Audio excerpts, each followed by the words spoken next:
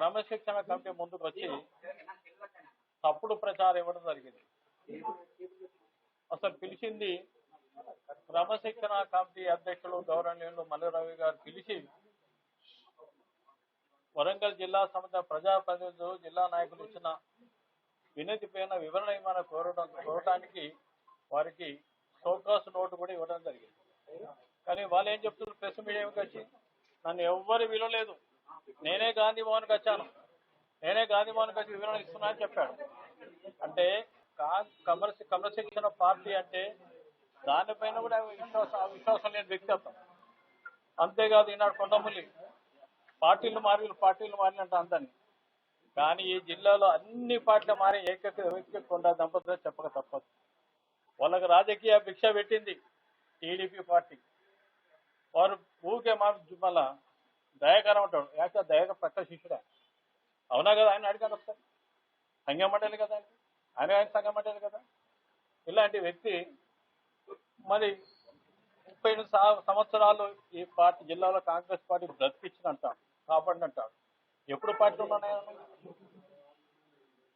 TDP నుంచి కాంగ్రెస్ వచ్చావా? కాంగ్రెస్ వైఎస్ఆర్సీపీ పోయినావా? వైఎస్ఆర్సీపీలో మళ్ళీ బై ఎలక్షన్లు పోటీ చేశారా పరకాల్లో? దాని తర్వాత మళ్ళీ కాంగ్రెస్ వచ్చావా? మన కాంగ్రెస్ నుంచి మన టీఆర్ఎస్ పోయినావా? టీఆర్ఎస్ పార్టీలో కూడా మన కాంగ్రెస్ పార్టీ పరకాల నుంచి పోటీ చేస్తే ధర్మాడి కింద ఎన్ని వేల ఓట్లు? 47,000 ఓట్లతో ఓడిపోయాను. 47,000 ఓట్లు ఓడిపోయాను. నాకు ఓటమి లేదంటావా నాయన? కరెక్టే. నువ్వు స్వయంగా సంఘంలో జడ్పీటీసీగా పోటీ చేశావు. అది ఎప్పుడు? 201లో సంఘం పట్టణం. అప్పుడు ఘోరంగా ఓడిపోయాను. ఒక స్థానిక సంస్థల్లో నేను సొంత మండలం అది, అక్కడ ఓడిపోయావు. నాకు ఓటమి లేదు. వరంగల్ జిల్లాలో ఉన్న నాయకులంతా నేను గెలిపించిన, నా సహకారం ఉంది అంట. నీ సహకారం ఎక్కడైతే నీకే అది బలం లేదు. వడదనపేట పక్కన నాగరాజు గెలిపి నేనే అంటాడు, ఇటు పక్కన పరకాల ఎమ్మెల్యే దేవుడి పెద్దలు ప్రకాష్ రెడ్డి గారు నేను గెలిపించిన అంటాడు, ఇక్కడ భూపాలి సత్యనారాయణ నేను గెలిపించిన అంటాడు. దోనకలు మైబామ్మ ఇంత పెద్ద దేశానికే పెద్ద నాయకులు నువ్వు పార్టీ పెట్టిన ఆయన, నీ దమ్ము ధైర్యం తెలుస్తుంది. ఎంపీ ఎలక్షన్లో స్వయంగా మంత్రి ఉంటావు, నీకు వచ్చిన 9,000 7,000 ఓట్లుంటే మైనస్ ఎంత అయింది? ఇంకా ఉమ్మడి వరంగల్ జిల్లాలో అత్యధిక మైనస్ బీజేపీకి లీడ్ వచ్చింది. ఒక్క సీట్, అదే సీట్. నువ్వు థర్డ్ సెకండ్ టీఆర్ఎస్. ఇంత ఘోరంగా ఓడిపోయి ఘోరంగా చేసి నువ్వు మళ్ళీ కాంగ్రెస్ పార్టీ అంటావు. కాంగ్రెస్ పార్టీ చేసి వెలిగింది అసలు. ఏ పార్టీ ఉంటే ఆ పార్టీ 4 మాట తిట్టి రావడం తప్ప ఇంకేం లేదు. కాంగ్రెస్ పోయి సోనియా ఎన్ని రకాలు తిట్టినవో. తర్వాత మా జిల్లా కాంగ్రెస్ అధ్యక్షుడు స్వయంగా ఒకసారి మంచిగా మీడియా పెట్టి చూపెడితే లైవ్ పెడతారు. మీ అందరికి నీ బండారం బయట పెడతారు. కొండ దంపతులు బండారం బయటపడుతుంది. అంతేకాదు ఇక టీఆర్ఎస్ పార్టీ కేసీఆర్ గారు సిట్టింగ్ ఎమ్మెల్యే అందరికీ నేను ఎందుకు ఇవ్వలేదు? అక్కడ కూడా తిట్టుడే, వాళ్ళ కులం పేరు పెట్టుకుంటాడు. ఎక్కడ పోయినా కులాన్ని తిడతాడు. వెల్మ పార్టీ అంటే వెల్మ దొరవాళ్ళ పార్టీ అంటాడు. రెడ్డి పెట్టు. రాజశేఖర్ ఏ కులమే? రాజశేఖర్ ఏ కులం? రెడ్డి కదా? నీ కాపా? నీ పద్మశాల? కేసీఆర్ వెల్మ కదా? నీ కులం ఏ కులం అయినది? అక్కడ ఆయన తిడతావు, ఇక్కడ ఏం తిడతావు? ఎవరుంటే వాళ్ళు తిడతారు. ఇప్పుడు వరంగల్ జిల్లాలో ఉన్న అన్ని కులాలు అన్ని మతాలకు సంబంధించిన Congress party, secular party Congress party, అందరి సంబంధించిన స్థానం కలిపే పార్టీ. ఓ సామాన్య కార్యకర్త ఈ స్థాయికి ఎదగలిగిన, ఓ సామాన్య ఉద్యోగం తెచ్చి ఇవాళ స్థాయి కాంగ్రెస్ పార్టీ తర్వాత ప్రజాభిమోద పార్టీ విశ్వాసం ఇవాళ ఎమ్మెల్యే కాగలిగింది నాగరాజు గారు. అంటే నీ బలం అది. వ్యక్తిత్వం, ఆయన వ్యక్తిత్వం లేదా నాగరాజు గారి వ్యక్తికి? కనీస వ్యక్తిత్వం లేదా? వేరు ప్రకాశం ఇద్దరు కలిసి ఇవాళ కొత్తగా ఎలక్షన్ పోటీ చేయాలిగా. ప్రకాష్ రెడ్డి శ్రీహర్ గారు కూడా ఆయన రాజధాని గారు యువజన కాంగ్రెస్ స్థాయికి ఎదిగాడు అబ్బాయి. అంటే ఆయన పార్టీ విడకుండా పనిచేసింది. నేను ఒకసారి పార్టీ వీటి మళ్ళీ ఇటుకు వచ్చాను. కానీ మా జిల్లా కాంగ్రెస్ సర్మ గారు కానీ రాజేంద్ర గారు ఇదే పార్టీ పట్టుకున్నారు.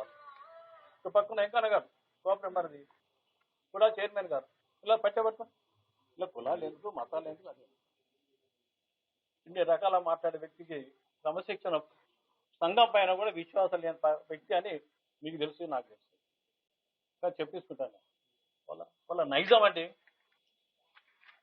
అంతేకాకుండా ముఖ్యంగా మాకు రాజకీయ గురువు పక్కన మా సోదరుడు సురేఖ కానీ, మా సోదరుడు వరదరాజు కానీ, నాకు కానీ రియల్గా సురేందర్ రెడ్డి దోలారెడ్డి కావచ్చు అంటారు. ఓ సామాన్య రజకుడు, ఓ సామైన రెడ్డి నాయక్ ట్రైబల్, ఓడ వీరయ్య, ఏం కులం ఆయనది, పోయా, వీళ్ళందరూ మామూలుగా పెంచాడు. పెంచి పోషించి ఉక్కుపాలతో పోసి పెంచిన వ్యక్తి సురేందర్ రెడ్డి గారు మహానాయకుడు. ఆయన ఎన్నిసార్లు పోటీ చేశాడు? 4 సార్లు ఎమ్మెల్యేగా, 4 సార్లు పార్లమెంట్ సభ్యులుగా. ఆయన కాట ఆయన ఏదో డీలిమిటేషన్లో సురేందర్ రెడ్డి గారు టికెట్ కట్ చేసినారు. రామసాని సురేందర్ రెడ్డి గారు కొడుకు ఈయంకుడైనా శ్రీనివాసరెడ్డికి జిల్లా ఇన్ఛార్జ్ మంత్రి గారు శ్రీనివాసరెడ్డి గారు.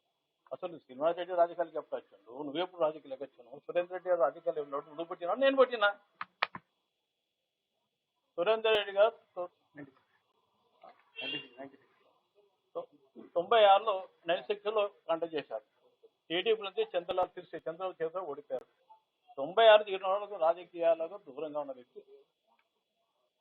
దూరంగా ఉన్నప్పుడు మాలోంటి వారికి మాకు అవసరం వచ్చినప్పుడు మాకు రాజకీయ గురువు కాక ఇక్కడ అవసరం అంటే మాకు వారి బ్లెస్సింగ్తో గుడి చేస్తూ మాకు సపోర్ట్ చేస్తాం. అంతేగాని ఆఫ్టర్ ఆల్ నువ్వు ఎంత, నీకు డిసైడ్ ఎంత? 12 సంవత్సరాల దూరంలో డీలిమిట్ చేసుకో. ఎప్పుడు ఓడిపోయిండు సురేందర్ రెడ్డి గారు? ఎప్పుడు డీలిమిట్ వచ్చింది? 12 సంవత్సరాల తర్వాత డీలిమిట్ వచ్చింది అంటే సురేందర్ రెడ్డి గారు ఎన్నికల్లో టికెట్ ఇవ్వనందుకు నేను ఏందని అసలు బైపికేసి సంగతి. ఇక్కడ ఆయన ఎక్కడికి వస్తున్నాడు? మేమందరం ఎక్కడ ఉన్నాం? అసలు నేను డీసీ అధ్యక్షుడు ఆ రోజు. సురేందర్ రెడ్డి గారు అందరం ఉండే ఎంపీ ఉండే. తర్వాత పోయినాక మేము ఖాళీ ఉన్నాం. సురేందర్ రెడ్డి గారు బ్లెస్సింగ్తో మేము పనిచేస్తాం. మన రాజశేఖర రెడ్డి గారు పీసీ అధ్యక్షుడు ఉన్నప్పుడు పనిచేస్తాం. ఇన్ని రకాలు ఉన్న వ్యక్తిని సురేందర్ రెడ్డి లాంటి మహానీయుని 96 సంవత్సరాల మహానీయుని ఉమ్మడి రాష్ట్రంలోనే చాలా సీనియర్ లీడర్ అతను. ఆనాడు ఎలక్షన్ 2014లో 4లో నేను, స్వర్ణ గారు, వరదరాజేశ్వర గారు, విశేషులు నరేష్ రెడ్డి గారు, మేమందరం సురేందర్ రెడ్డి గారు ఇంటున్నాం. అహ్మద్ పటేల్ గారు స్వయంగా పోటీ చేసి సోనియా గాంధీ మీతో మాట్లాడుతారంటే మాట్లాడలేరు. స్వయంగా ఫిజికల్గా సింగపూర్ సింగపూర్ రాజేశ్వరరావు గారు, వెంకటస్వామి గారు స్వయంగా ఇంటికి వచ్చి ఎట్లా పోటీ చేయాలన్నాడు. వెంటనే పీసీ అధ్యక్షుడు రాజశేఖర్ కొంచెం అన్నా మీరు పోటీ చేయాలి, మీరు పోటీ చేస్తే తెలంగాణ అందరికీ కూడా మనో ధైర్యం ఉంటుంది, మన అధికార పార్టీగా ప్రతిపక్షంలో గెలవాలంటే మీరు మీ సహకారం కావాలి, మీరు ఉండాలని అన్నా కూడా నేను రాజకీయాలకు దూరంగా ఉన్నాను, ఎవరైనా పెట్టండి నా సహాయ సహకారం పార్టీలో ఉంటుంది, జిల్లాలో మంచి చెడు పార్టీలో ఉంటామని చెప్పారు. అలాంటి వ్యక్తిని నీ అత్యంత అవకాశాలు శ్రీనివాస్ రెడ్డి గారు చుట్టూ మొన్నయి కొడుకుకు ఆయన డాక్టర్ చుట్టం అయింది. కానీ కులాలకు మతాలుగా పనిచేసే సురేందర్ రెడ్డిని రెడ్ల కులం చేస్తాను, రెడ్లతో పెట్టని చెప్తాను, పిల్లలతో బెల్మలు తిట్టాం. నువ్వు ఎవరి కింద పనిచేస్తావు? రాజశేఖర్ కింద మరి రెడ్డి కదా ఆయన, కేసీఆర్ టికెట్ ఇస్తే మరి బెల్మ కదా ఆయన. ఎవరు ఉంటే వాళ్ళకి తిట్టుడే అని బాధ్యం. మళ్ళీ ఒక ముందులో ఉన్న దాన్ని ఏమంటే అర్థం కాదు నాకు అంత అది. అలా వ్యక్తికి క్రమశిక్షణ కమిటీ తప్పకుండా ఇవన్నీ కూడా పరిగణలోకి తీసుకొని మరి పార్టీ ఒక వరంగల్ జిల్లా విషయాన్ని మాట్లాడతాం. ఇదేమంటే భారతదేశానికి తెలిసిన క్యారెక్టర్ అబ్బా. అసలు ఏమైనా గెలిచిన డిప్యూటీ వస్తున్నారు ఏమైనా ఎవరు గెలిచాను మీటింగ్ చేసిన మాకు గెలిచాను. మేమేమో కాంగ్రెస్ పార్టీలో మేము ఎక్కడ ఉరికినాం, మేమంతా ఉన్నాయి. నేను జిల్లా అధ్యక్షుని పట్టుకొని ఇంకా నేను డీసీ పైన పనిచేశాను 14 సంవత్సరాలు. వరంగల్ అట్లా తెలంగాణ మొత్తం 9 మందితో 9 గెలిచాను. మీకు గెలవ మీడియా మిత్రులందరికీ మాకేం తెలుసు? మాకన్నా మీకు బాగా తెలుసు. కరీంనగర్ గెలవలేదా, నిజామాబాద్ గెలవలేదా, మహిబాద్ గెలవలేదా, నల్గొండ గెలవలేదు, అంతా గెలిచారు కదా. ఒక నల్గొండ ఎలక్షన్స్ అయితే 90 ఇంకా మన రాజగోపాల్ రెడ్డి వరుస అసలు ఎలక్షన్ జరగలేదు. నేను పెద్ద అంటే నువ్వు ఆప్రో స్థానిక సంస్థ ఎన్నికలు జడ్పీటీస్గా ఓడిపోయినావు నువ్వు నాయన. ఎందుకు ఇలాంటి పిచ్చి పిచ్చి మాట మాట్లాడితే కాంగ్రెస్ పార్టీ ప్రజాస్వామ్యం పనిలో తీసుకుని అన్ని కులాలకు మతాలకు సరైన పార్టీ అనుకో. కాంగ్రెస్ పార్టీ కంటే ఇన్ని కులాలు వచ్చాయి. కులాల పేరు గుర్తుగా ఎవరు ఉద్యోగాలు చేస్తారు, వారికి ఉద్యోగం చేస్తే వచ్చారు. ఆ ఉద్యోగ ధర్మానికి అప్పుడు తప్ప నువ్వు రాజకీయాలు ఎమ్మెల్యేగా ఉన్నావు. కాంగ్రెస్ పార్టీ ఇచ్చిన ప్రభుత్వ పరంగా పనిచేయాలా వద్దా? మనం అంతా నేను కూడా ఎమ్మెల్సీ ఉన్నా, ప్రభుత్వం అనుకూలంగా పనిచేయాలా వద్దా? నేను పార్టీకి అనుకూలంగా పనిచేయాలా వద్దా? నేను ఏదో కోర్టు మీద రాసేస్తారు. నేను ఏంటి 200 వీకిలో 500 చెప్తున్నాను. ఎక్కడికి పోయినా మీకు వెళ్ళదా? మీకు తమ తెలుసు కదా, లైవ్లో చూశాక మీరు అందరు. ఇలాంటి తప్పుడు మాట మాడితే కాంగ్రెస్ పార్టీ ప్రజలు ఎవరు సాధించారు జాగ్రత్త చెప్పండి. అందరూ 5వ తారీఖు వారు క్రమశిక్షణ కమిటీ వాళ్ళు టైం పెట్టారు, టైం బాండ్ ఫిక్స్ చేశారు. దాని తర్వాత మరొకసారి ఎదురాక జిల్లా అభివృద్ధి ఏ విధంగా చేయాలి, నియోజకవర్గాల పరిస్థితి ఏంటి, స్థానిక సంస్థ ఎన్నికలు రాబోతుంది. మొన్న హైకోర్టు ఇచ్చిన జడ్జిమెంట్ ప్రకారంగా ప్రభుత్వం పార్టీ కూడా మాకు గైడెన్స్ ఇస్తుంది. రేపు అఖిల భారత కాంగ్రెస్ నాయకుడు మల్లికా ఖర్గే గౌడ్ వచ్చి అందరితో మాట్లాడడానికి సమీక్షించడానికి రాబోతున్నారు. అందుకు మొత్తం అన్ని గ్రామ స్థాయిలో పార్టీని ప్రజాశిక్షణ చేసి గ్రామ స్థాయిలో పార్టీ ప్రశ్న చేసి స్థానిక సంస్థల్లో కాంగ్రెస్ పార్టీ విజయటంగా పొందాలనే ఆలోచనతో కూడా మా జిల్లా సంబంధించిన నాయకులు అందరూ కూర్చొని మాట్లాడి రానివాళ్ళ గారి జిల్లా మా ఎమ్మెల్యేలతో కొంతమంది ఇంపార్టెంట్ పర్సన్స్ కూడా మా డీసీ ప్రెసిడెంట్ గారు రాజేందర్ గారు, డీసీ గారి దగ్గర సభ గారు కూడా ఫోన్లో కూడా పర్సనల్గా మాట్లాడడం జరిగింది. 5వ తారీఖు దాకా వెయిట్ చేస్తాం. తప్పనిసరిగా ఎవరు తప్పు చేస్తే కఠిన శిక్షలు ఉంటాయని విశ్వసించే వాళ్ళు మేమందరం. ఇప్పటివరకు మీరు వరంగల్ పార్లమెంట్ పరిధిలో ఉన్న నేతలే వస్తున్నారు. ఇందులో మరి నరేందర్ రెడ్డి కూడా ప్రస్తావించారు. ఉన్న నేపథ్యంలో మహబూబాబాద్ ఫోన్లు చేసుకున్నారా? ఏమైనా ఉమ్మడి వరంగల్ జిల్లా కాదు, ఉమ్మడి ఆంధ్ర ఇతర సమైక్య రాష్ట్రంలో ఉన్న వాళ్ళు కూడా నాతో మాట్లాడలేదు. ఎందుకంటే సురేందర్ రెడ్డి గారికి సన్నిహితంగా ఉన్న స్వర్ణ గారు గారు నేరుగా వజ్రాశ్వరంలో మిత్రులు ఉన్నాం. మాకు కూడా స్వయంగా ఫోన్ చేసి మాట జరిగింది. ఇలాంటివన్నీ ఎందుకు పోతాం, కుక్కలు ముక్కు తెచ్చున్నాం, అలాంటి కుక్క అని సురేందర్ రెడ్డి గారి పర్సనాలిటీ ఎక్కడ, మీరు ఎక్కడ అండి? కొండమూర్తి క్రమశిక్షణ తప్పి మాట్లాడుతున్నారా? మీరు క్రమశిక్షణ కమిటీకి ఫిర్యాదు చేశారు. మరి క్రమశిక్షణ కమిటీ ఆదేశాలు ఇచ్చిన నేపథ్యంలో మీరు కూడా మరి పదే సమావేశాలు అవుతున్నారా? మీరు క్రమశిక్షణ విస్మరించినట్టు అనుకోవచ్చా? క్రమశిక్షణకు అనుకూలంగా మేము ఉన్నాం. పార్టీ మీద, ప్రభుత్వం మీద విశ్వాసం నమ్మకున్న వ్యక్తులు మేము. ఎక్కడ ప్రభుత్వం వ్యతిరేకంగా మాట్లాడతలేము. ఇవాళ కొండమూలి అనే వ్యక్తి పైన వ్యక్తిగతంగా మాట్లాడలే. ఆయన మాట భాషకు చెప్పాము మేము ఉండట. ఆయన భాష మాట్లాడే భాష మళ్ళీ వివరించారు తమరికి. నేను సో రామసాయి సురేందర్ రెడ్డి అంటే సురేందర్ రెడ్డి గారి మీద అన్నప్పుడు మేము వివరణ ఇవ్వకుంటే మేము కాంగ్రెస్ పార్టీ సురేందర్ రెడ్డి గారి ఆయన బ్లెస్సింగ్ తో స్థాయికి ఎదిగిన తర్వాత ఆయన గురించి మాట్లాడదు మేము మనుషులేం కాదు కదా. ఒక క్రమశిక్షగా పెంచిన నాయకుడు సురేందర్ రెడ్డి గారు.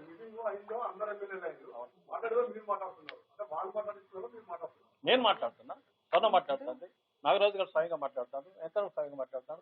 ఎవరు పోతే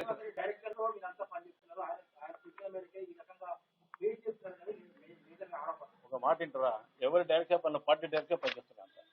పార్టీ అనుకూలంగా పార్టీ క్రమశిక్షణలో ఒక గిర అది అందరికీ శాసనం, అందరికీ దాని తాట మేము వాళ్ళ యొక్క గంటకో మాట పూటకో మాట ఏ పార్టీ ఆ పార్టీకి పొగిడి మళ్ళీ పెట్ట జై అని డౌన్ బూతులు తిట్టాడు. మాకు అలవాట్లేదు, మా నైజం మా బ్లడ్ లేదు. ఇప్పుడు నేను టీఆర్ఎస్ జరిగి చేద్దాం, నేను సోనియా గాంధీ కాంగ్రెస్ పెట్టి తిట్టాను. ఎక్కడ మీకు తెలుసుగా, ఎక్కడ కాంగ్రెస్ చేయండి, ఎక్కడ కేసీఆర్ పార్టీ ఉన్నది, ఇక్కడ మాట్లాడిన ఎక్కడ కల్చర్ కాదు అది, అట్లా పెరగలేదు. కానీ అలాంటి కల్చర్ అతను కల్చర్ గురించి ఒకసారి మీ ముందు పట్టకపోతే మరి ఏం పట్టించుకోవాలంటారు కదా. మౌనం కూడా కడియం శ్రీహరి కాంగ్రెస్ లో చేరిన తర్వాతనే టీడీపీ లాంటి సంస్కృతి కొట్లాటలు స్టార్ట్ అయినాయని ఆయన మీద పదే చెప్తారు. కానీ ఆయన ఎక్కడ స్పందించలేదు. మీతోటే మాట్లాడతాను. కడియం శ్రీహరి మాట్లాడతారా? కడియం శ్రీహరి గారు ఏ పార్టీ ఉన్నా క్రమశిక్షణ పనిచేసిన కార్యకర్తగా పనిచేసిన వ్యక్తి కడియం శ్రీహరి గారు.